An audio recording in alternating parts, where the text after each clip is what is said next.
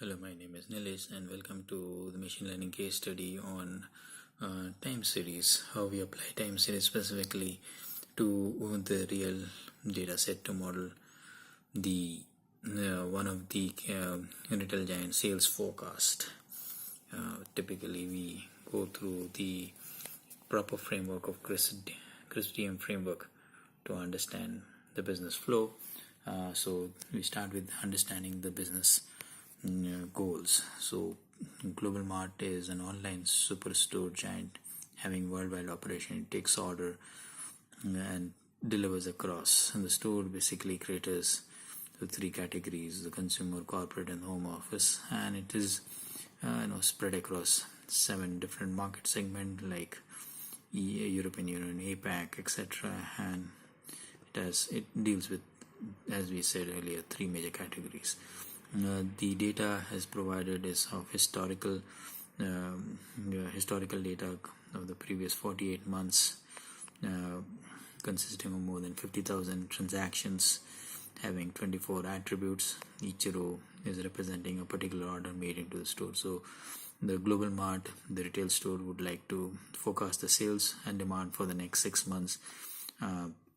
So in order to manage the inventory and revenue accordingly, specifically they would like to do it for the top 2 segment.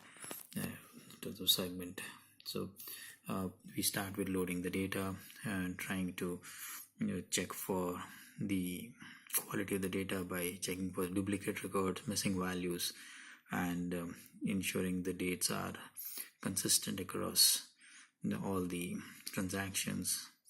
And using data and aggregation, we try to find the top 2 consistently profitable segment, which turned out to be European Union and APAC in this case.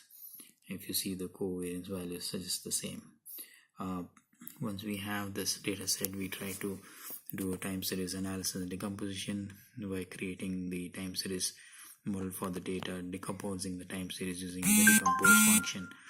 And when we see that there's a trend which is reflected, the seasonality and even the randomness, which in our machine learning terminology is called the noise. So now we got the 2 most profitable segment, that is European Union and APAC, and for the sales and demand. So there are 4 data frames that we can build for the first 42 months then we can test the data across through different techniques using manual decomposition or AutoArima on the train and the test data set. Post the evaluation, once the satisfactory model has been evaluated for each of the model set above, we can do the forecast for the same. We start with European Union consumer sales with exponential smoothing and manual decomposition and AutoArima. So these are the 3 things which we use for model building and evaluations. Similarly, we do the same, and then we try to forecast the sales for the European Union using the previous models. We use AutoArima model to forecast the sales for the next 6 months.